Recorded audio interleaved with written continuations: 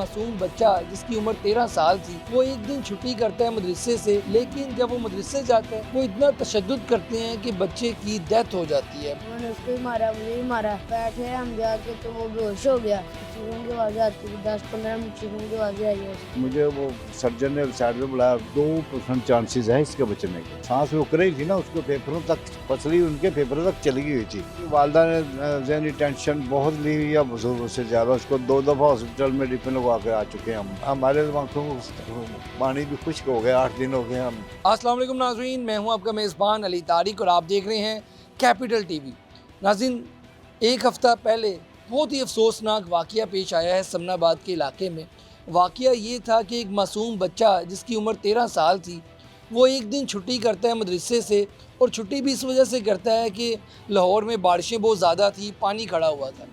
लेकिन जब वो मदरसे जाता है तो जो मौलवी साहब हैं उनके, जो कुरान पढ़ाते हैं, वो इतना तशद्दुद करते हैं कि बच्चे की डेथ हो जाती है, बच्चा अल्लाह ताला को प्यारा हो जाता है।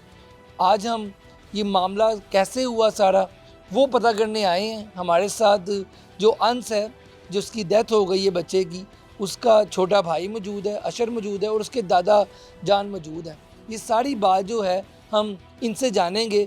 जब ये बच्चा स्कूल अपने मदरसे गया और क्या वहाँ पे हुआ, ये उसका जो छोटा भाई था अशर, ये उसके साथ था। हम पहले इससे पूछते हैं। अस्सलाम वालेकुम जी। वालेकुम सलाम। अशर, कैसे हो आप? ठीक हो? ठीक। अशर, मुझे ये बताओ कि एक दिन आपने छुट्टी की, 18 तारीख को बारिश बहुत हो रही थी, वो तो पता लग गया। जब आप अगले दिन मदरसे गए हो तो ये मामला क्या हुआ? कारी साहब ने क्यों मारा उसे? ज़रा, आपने तो सारा कुछ अपनी आंखों से देखा है, बताएं। बारिश हो रही थी, अगले दिन हम गए तो कार साहब आया 7 बजे, हम चले जाते 6 बजे सुबह। कार साहब आया 7 बजे, आते सारी हम गए सलाम लेने। तो सलाम हमने कहा अस्सलाम वालेकुम, जवाब नहीं दिया उन्होंने। आगे से तो भाई को कहते जाकर सोटी लेके आओ, तो नहीं गया। उन्होंने फिर से क्या को समझ नहीं आई, जाकर सोटी लेके आओ। फिर सोटी लेके आया वो, उन्होंने उसको ही मारा, मुझे ही मारा। तो बैठे हम जाके तो वो बेहोश हो गया। तो उसके बाद उसको उठा के कमरे में ले गया। आधे पौने घंटे बाद उसकी चीखों की आवाज़ आती थी, 10-15 मिनट चीखों की आवाज़ें आई है उससे। तो उसके बाद हमने बहुत कोशिश की दरवाज़ा खोलने की, हमसे नहीं हुआ। तो उसके बाद हम जाके बैठ गए। कार साहब आया थोड़ी देर बाद, भाई कहते हैं मिला कोई जिन्नात का असर है, इसलिए हम कोई दम करवाते, इसलिए चीखे मार रहे थे। तो फिर मैं बैठ गया जाके। उसके बाद 11 बज गए, 11 बजे छुट्टी का टाइम हो गया। छुट्टी का टाइम हो गया तो उसके बाद फिर मैं घर जा रहा, तो कार साहब ने पीछे बच्चे को भेज के बुलाया कि कहाँ जा रहे हो, मतलब मुझे बुलाया, मैं गया। 11 बजे आपकी ब्रेक टाइम होती थी? हाँ जी। तो कार साहब ने बुलाया मुझे, मैं गया। तो कार साहब कहते कहाँ जा रहे हो? मैं कहा घर जा रहा हूँ, मैं नाश्ता नहीं किया सुबह। कहते चलो चल जाओ, लेकिन हमें घर जाके नहीं बताना जो सारा वाक़या हुआ। अगर आपने घर जाके बताया तो आपका भी यही हाल होगा जो आपके भाई का हुआ। तो कहते हैं आपने घर जाके भाई ये कह देना कि वो नात की तैयारी कर रहा होगा। मैंने इस तरह कह दिया। फिर मैं रोटी खा के जल्दी से वापस चला गया। मदरसे जाके मैंने देखा उसको आप घर वापस जब गए हो मदरसे, जब कितना टाइम था? 12-1 बजे थे? वापस जब आया दोबारा मदरसे में, पौने 1 बजे का टाइम था। तो तब का सब ऊपर सोए थे जाके। तो मैं नीचे से गया हूँ, जाकर मैंने देखा तो उसको मैं कमरे में उठाया। टांगे उसकी बांधी थी रुमाल से, हाथ उसके इस तरह पड़े थे, मैंने पेड़ पे रखे, फिर इस तरह हो गया। मैंने उसका जिस्म अकड़ा था पूरा। ये कमरे में बंद किया हुआ था उसको, तो आपने दरवाज़ा खोलने की कोशिश की? हाँ जी। तो उसका जिस्म अकड़ा हुआ था। उसके बाद कार साहब आए नीचे। कार साहब कहते क्या कर रहे हो? मैं कहा मैं उसको देखने आया था भाई को। तो कार साहब कहते चलो जाके बैठो, जाके पढ़ो। मैंने कहा साहब इसका तो वो जिस्म ठंडा हुआ है, इसको हॉस्पिटल है, सुबह का आपने दिन उठाया। तो जब आप कमरे के अंदर चले गए थे बच्चे को भाई को देख? तो वो कहते जाओ जाके आप बैठ के पढ़ो, डॉक्टर आ रहे हो, ड्रिप लगा देगा, फिर सही हो जाएगा। मैं जाके बैठ के पढ़ने लग गया। उसके बाद डॉक्टर आया, ड्रिप लगा चला गया। असर की नमाज तक ड्रिप चली, 10-15 मिनट पहले ख़त्म हुई, फिर भी नहीं होश आया। तो उसके बाद फिर असर की ड्रिप नमाज, लगाने कौन आया था? डॉक्टर आया था कोई। तो उसके बाद फिर असर की नमाज के बाद फिर उसको हॉस्पिटल ले गए। हॉस्पिटल ले गए? अच्छा, जब आपको वो मार रहे थे स्टिक से, तो कहाँ पे मार रहे थे? हाथों पे मार रहे थे, टांगों पे मार रहे थे, कहाँ पे मार रहे थे? हाथ पे और टांग पे। और जो भाई था आपका जिसकी डेथ हो गई है, उसको कहाँ पे मार रहे थे? उसको भी हाथ पे और टांग पे मारा था मेरे सामने। उसके बाद जब अंदर ले गए, चीखों की आवाज़ आई, तब पता नहीं कहाँ। जब आपने कार साहब से कहा कि इसको डॉक्टर पे ले जाए, तो आगे से उन्होंने क्या जवाब दिया? उन्होंने कहा था जाओ आप जाके बैठ के पढ़ो, डॉक्टर आ रहा ड्रिप लगा जाए। आपको अंदाज़ा था, आप टीवी देखते हैं, आपको सारा ये पता लग रहा था कि ये इतना बड़ा काम हो जाएगा, मतलब कि अल्लाह ताला को ही प्यारा हो गया आपका भाई, ये लग रहा था उस वक़्त? आपको क्या लग रहा था उस वक़्त ये सारे मामले में? मुझे तो बस इस तरह ही लग रहा था, मुझे लगा कि बेहोश है, अभी उठ जाएगा, मतलब इस तरह कही जा रहे थे सही है, कुछ नहीं हुआ, लेटा हुआ। जब मैंने उसको देखा फिर मैंने कहा था इसको हॉस्पिटल लेके चल जाए, नहीं ले गए तो। नाज़रीन, आपने पूरी की पूरी वो कहानी सुनी है जो कि इस बच्चे ने अपनी आंखों से देखी है। बेहिस्सी चेक करें मौलवी साहब की कि सुबह का वाक़या हुआ है, 7 बजे ये मदरसे गए हैं, उसके बाद बच्चे को मारा है, मार के कमरे में बंद कर दिया है, और बंद करने के बाद कह रहे हैं कि जी उसमें जिन्नात आ गए हैं। मौलवी साहब को सोचना चाहिए कि जब एक बच्चा आपके ही मारने से बेहोश हो गया तो उसको उठा के हॉस्पिटल लेके जाते। हॉस्पिटल वो लेके गए हैं 5 बजे के बाद। ये बेहिस्सी है कि ऐसे जल्लाद को क्या बंदा के। हमारे साथ जो अंश हैं उसके दादा जान मौजूद हैं, इनसे भी बात करते हैं। अस्सलाम वालेकुम जी। वालेकुम अस्सलाम। सबसे पहले तो जी अफसोस है इस वाक़ये पे, जितना भी अफसोस किया जाए कम है। मुझे ये बताएं, आपको कब पता चला कि आपका जो पोता है उसकी ये हालत है, कब पता चला? ये तो जब ये उसको ले गए, पहले उठा के पहले न्याजी क्लिनिक ले गए हैं, ये चौरी कॉलोनी में है क्लिनिक का न्याजी, उसमें बेड भी है छोटा, वहाँ ले गए। वहाँ जब ले गए तो उन्होंने कहा कि ये हमारा नहीं है केस, ये इसको फौरी तौर पे हॉस्पिटल ले जाए। तो ये इसको गंगाराम एमरजेंसी में जब गए ना, तो वहाँ से मुझे फिर उन्होंने फ़ोन किया कि जी वो उसकी हालत तो बहुत ख़राब है, आप फ़ौरन आए। मैं फिर 2 मिनट में बस पहुँचा हूँ। उसने डॉक्टर ने कहा कि इसको हुआ क्या। उन्होंने बताया कि जी कारी साहब ने इसको मारा, इसके उस्ताद ने बहुत मारा, तो उसकी वजह से ये बेहोश था और यहाँ ही रहा सारा। मैंने बोला किसके सामने मारा? उन्होंने कहा भाई के। वो डॉक्टर ने कहा इसके भाई को बुलाओ। मैं फिर इसको ना यहाँ से फौरी तौर पे मगरिब की नमाज हो रही थी जब मैंने इसको यहाँ से लिया, मैं इसको लेके गया। तो वहाँ पे जब गए तो सर्जन ने मुझे एक साइड में ले गए। मुझे उस वक्त सिटी स्कैन वगैरह उन्होंने करा ली हुई थी, उसका रिज़ल्ट उन्होंने देख लिया था सारा। मुझे वो सर्जन ने साइड पे बुलाया, कि आप इजी ले रहे हैं, आपको समझ आ रही है पता क्या है? मैं कहा जी बताया मुझे। उसने बोला कि इसके 2% चांसेस हैं इसके बचने के। 2% मतलब कि उस वक्त जब अच्छा गंगाराम हॉस्पिटल आप लेके गए थे कि वो मदरसे वाले वही लेके? दोनों वो 2 जो कारी थे ना, 2 इब्राहिम और ये जो इसका उस्ताद है कारी शुएब, और साथ इसके कारी इब्राहिम, 2 अंदर से 2 साथ अंदर कारी थे अंदर, तो वो ही ले गए थे, दोनों बैठे हुए थे। लेकिन इनके साथ और था, वो स्टूडेंट था। तो वो जब फिर मुझे ज़ाहिर है फिर जब ये आएगी तो मैं तो फिर रोने लगा, मेरी आंखों में। मैंने कहा यार ये हंसता खेलता ये तो बहुत काम ऊपर चला गया। फिर मैं बाहर निकल के मैंने 15 पे कॉल की, 15 कॉल करके ये मिला थाने में, फ़ोन पे ही मैंने रिपोर्ट लिखाई उसकी सारी। पोस्टमार्टम की रिपोर्ट है ये, उसमें बताया क्या है? जब उस पोस्टमार्टम की रिपोर्ट में अब उन्होंने 13 फ्रैक्चर बताया, 13 निशान। 13 साल के बच्चे पे 13 फ्रैक्चर। बिल्कुल उसकी रिपोर्ट में है बिल्कुल। तो उसके 3 पसलियाँ टूटी हुई है। तो वहाँ पे ये फिर 4 दिन फिर वो वेंटिलेटर पे रहा ना गंगाराम। उसके बाद फिर वो ऑपरेशन थिएटर में ले गया कि हो सकता है ये वहाँ पे चलो। ऑपरेशन की तैयारी कर रहे थे, तो फिर वो सर्जन बहुत अच्छी थी, उसने फिर भी 6-7 उसने सर्जन जो थे उनको कॉन्फ्रेंस कॉल पे लिया, उनको फिर सारा कुछ बताया, दिखाया कि ये उसकी कंडीशन है ये।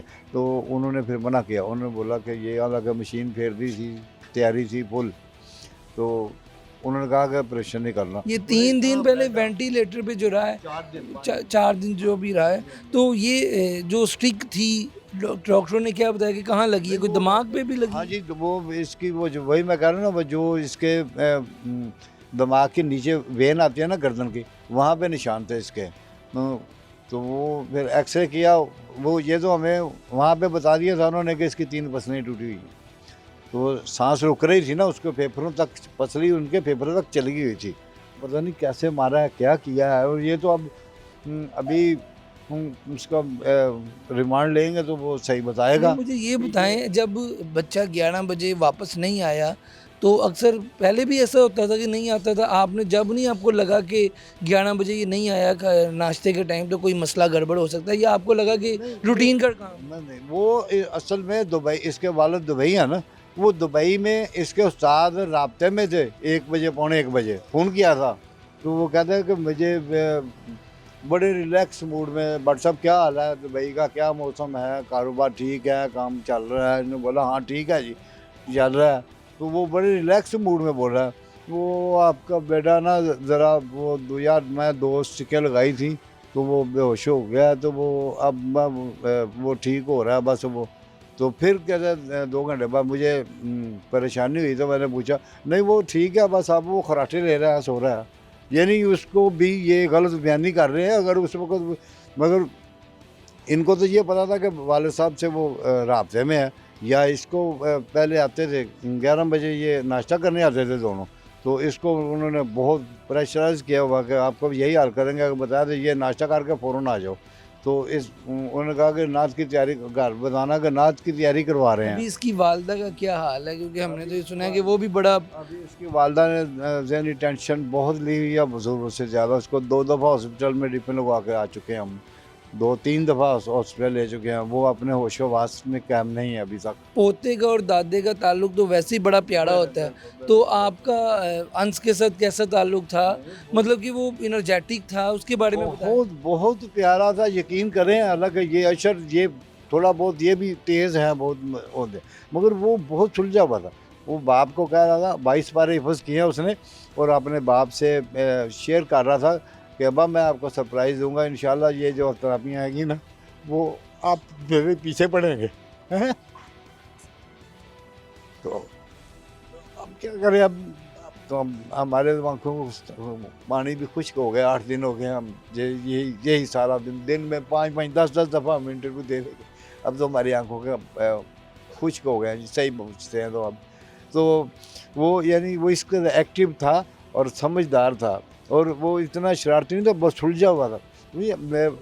उसमें जब ये इनके टेस्ट होते थे ना, ये तलावत के इसके भी टेस्ट होते हैं, तो 97-98 नंबर लेते थे वो उसमें, अंदाज़ा लगा लो। एक छुट्टी की इतनी बड़ी सजा इस मौलवी ने दी, तो अभी तक ये गिरफ्तार हुआ है या नहीं हुआ? क्या गिरफ्तार तो उस दिन के हुआ है। आप 302 अभी लग जाएगी तो अंदर ही हैं अभी। तो वो अभी रिमांड कर लेंगे इसका।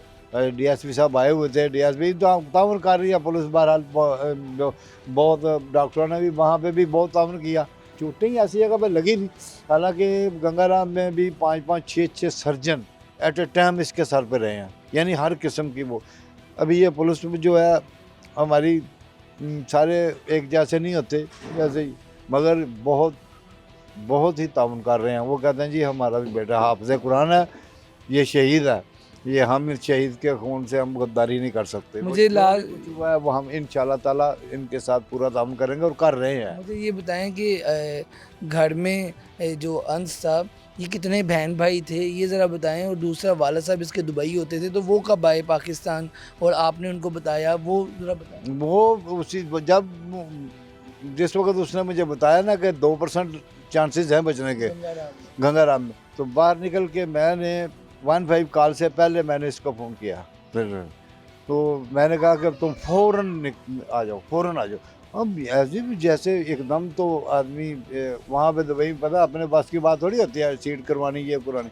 बहरहाल वो उससे हमारे सोर्सेज थे, जो जिसके पास ये करता था, मामू इसकी खाला का बेटा है, जिसका कारोबार है, बिजनेस है, वो यहाँ ही होते हैं। यहाँ से उनके सब रात उन्होंने यहाँ से सीट उसकी वो ओके कराई 950 की।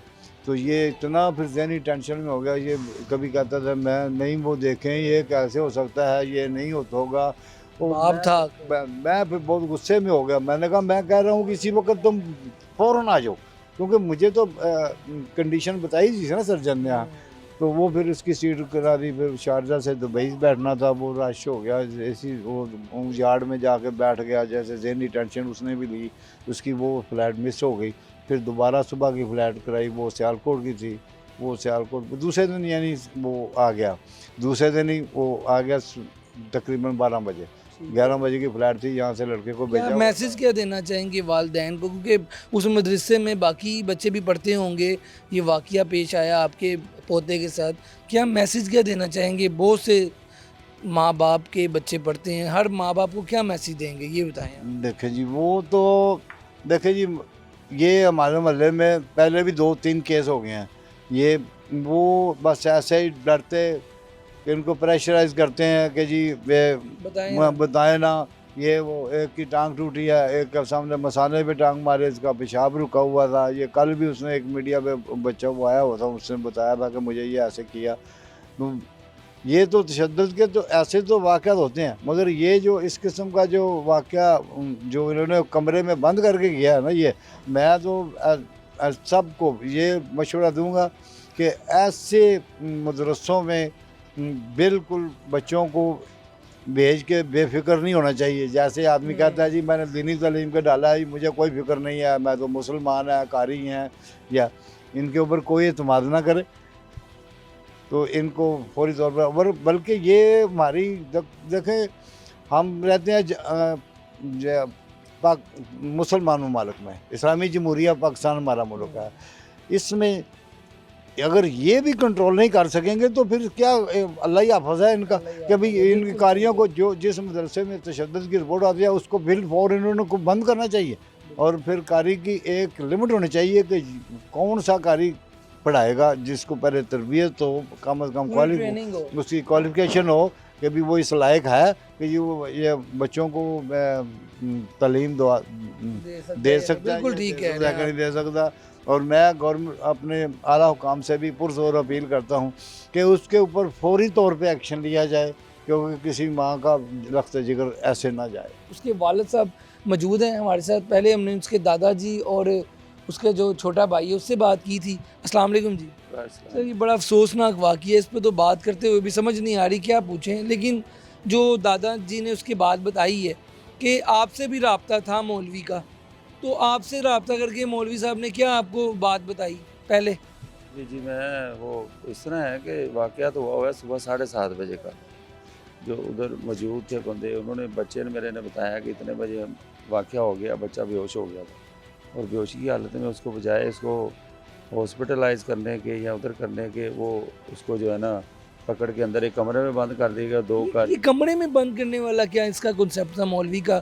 वो छोटा बच्चा बता रहा है कि वो कहते हैं उस पर जिन्न आ गई, ये केस ने तमाशा किया। ये तो सर वो बताएगा जब रिमांड होगा, जब पुलिस पूछेगी, तफ्तीश होगी, इन्वेस्टिगेशन होगी, दैन वो बताएगा कि उसने क्या किया। अभी तो उसे पूछते हैं, डीएसपी साहब ने भी पूछा है, दूसरे लोगों ने भी पूछा है, लेकिन आगे से स्पीचलेस हो जाता वो। अब वो जब रिमांड होगा तब बताएगा कि उसने तशद्दुद, इतना शदीद तशद्दुद क्यों किया। और बाकी मुझे जो इन्फॉर्म मुझे इस तरह नहीं किया गया कि आपके बच्चे को ऐसे हो गया है, अब आपका बच्चा करीबुल मर्ग हो गया है, हमने तशद्दुद किया या ये किया, ये थोड़ी बताना उसने। मुझे तो एक बड़ी फ्रेंडली माहौल में बात कर रहा है, कैसे हैं आप साहब, ठीक है, खैरियत से हैं। ये तकरीबन 11:15 की बात है, 11:15 की बात है ये 11:15 बजे मुझे बताता है, हेलो हाय क्या हाल है सर। बच्चा सुबह का बेहोश हुआ होगा। ये 7:30 बेहोश हुआ हुआ है, उसे होश नहीं है। उस दौरान जो कई लोग आए हैं उनको बोला है कि इसको ले जाओ हॉस्पिटल, कहता है मुझे पता है मैंने क्या करना है, आप जाओ, ठीक है। और मुझे 11:15 बजे कॉल आती है इसकी कि जी कैसे हैं, तबीयत ठीक है, ये वो नॉर्मली मूड में ना, कूल मोड में। तो मैं कहा हाँ ठीक है। एंड पे कहता है यार आपके बच्चे को 2 स्टिकें मारी थी, उसकी थोड़ी एम दिल घबरा गया, तो वो ना अब उसको मैंने लटाया हुआ है, पर ठीक है अब घबराएं ना, मैं वैसे आपको बता रहा हूँ कि आप सर मैं आपको शेयर कर रहा हूँ आपके साथ कि इस तरह हुआ है, तो आप ठीक है, वो तो घबराएं ना, ऐसी परेशानी वाली कोई बात। आपको जब परेशानी तो लग गई होगी। मुझे थोड़ी सी तो परेशानी, मैं कहा आप ठीक है ना, हाँ ठीक है, अब कोई मसला नहीं है, परेशान ना हो। तो बाद में ये काम चलता रहा, फिर पता चला ये वो मैंने फिर कॉल की, कहता हाँ ड्रिप लगाई हुई है, थोड़ा ब्लड प्रेशर लो हो गया था, तो डॉक्टर को चेक कराया, उसने बोला कि हाँ ठीक है बच्चा आपका, कोई मसला नहीं है, इसको परेशानी। मैं कहा अब डॉक्टर आ गया, ड्रिप लग गई, अब तो परेशानी ख़त्म हो गई। फिर मैं अपने काम में लग गया हूँ, फिर जाके ये असर का टाइम आ गया, फिर असर के टाइम कॉल किया मैंने, फिर वो बोलता है जी अब मैं जो है ना बस जा रहे हैं और साहब, ये असर की नमाज़ पढ़ के ना हम जाते हैं हॉस्पिटल लेके जा रहा हूँ, लेकिन प्राइवेट लेके जाऊँगा, सरकारी नहीं लेके जाऊँगा। ये फिर भी यही कह रहा है, यानी टाइम क्या गुजर गया और ये टाइम हो क्या गया है, 8 घंटे 7 घंटे गुजर चुके हैं, तब वो कह रहा है कि ये हम सरकारी लेके जाएं या उधर लेके जाएंगे फिर आप प्राइवेट। गुस्सा हुए उससे मैं कि इसको गुस्सा हुआ हूँ कि भाई आप इसको छोड़ो, फ़ोन बंद करो। फिर मैंने घर बताया इनको कि ऐसे हुआ है। फिर वो इधर से भागे हैं, ये मेरे अंकल चाचा हैं, ये सारे कज़न वगैरह, ये सारे इनको फिर लेके नियाजी क्लिनिक गए हैं। ये जो साथ उन्हें कारी गया था, कारी शुएब जो जालिम, वो लेके गया है, कारी इब्राहिम था वो लेके गया। तो उसके बाद फिर आके ये वो गंगाराम वगैरह पहुँच गए थे, उधर ले गए उसको। इन्होंने कहा था ये इसका हालत ठीक नहीं वो है। हमें सारी बात उन्होंने बताई। अभी बताएं उसकी वालदा का सुने कि बुरा हाल है, तो क्या अभी कंडीशन है? सारी बात है, वालदा की तो तबीयत तो संभल ही नहीं रही, अभी तक वैसे ही है। अब मैंने भी अब जो है ना बाहर दौड़ा हूँ, इधर जा उधर जा, थाने कचहरियों में लगे हुए हैं कि हमें कुछ इंसाफ मिल जाए। आप जैसे मीडिया वाले आते हैं, इनका कोऑपरेट से लोगों को अवेयरनेस दे रहे हैं लोगों को, ताकि हमारे साथ जो हो गया ये तीसरे दूसरे बंदे के साथ ना हो, लोगों के मासूम बच्चों की जानें इनके हाथों, जालिमों के हाथों ना जाएं। ठीक हो गया इस जी। कोशिश में है कि ये हमारी कोशिश पूरी हो जाएगी इंशाल्लाह की दुआ से, अल्लाह के हुक्म से इंशाल्लाह, तो उसी कोशिश में लगा हूँ इंशाल्लाह। बिल्कुल जी, आपने गुफ्तगू सुनी उस वालद की जिसका बेटा जो है एक मौलवी के तशद्दुद से जो है शहीद हो गया है। और तमाम लोगों को यही अपील है कि आप अपने बच्चे मदरसे में छोड़ के बेफिक्र ना हो जाएं, पीछे पूरी निगरानी रखें। और हुकूमत को भी चाहिए कि ऐसे जो जिनकी ट्रेनिंग भी नहीं है, जिनको पता भी कुछ नहीं है, वो बच्चे ना पढ़ाएं। एक बड़ी गलत इमेज जो है इंटरनेशनल में भी गया है। और वो लोग जो अपने बच्चों को इस्लामी तालीम देना चाहते हैं, 22 सिपाड़े हिफ्ज़ किए हुए थे उसने, और एंड पे एक मौलवी ने ऐसे कर दिए, तो ये सबके लिए जो है शर्म की बात है। आज की वीडियो के साथ मुझे दें इजाज़त। अल्लाह हाफ़िज़।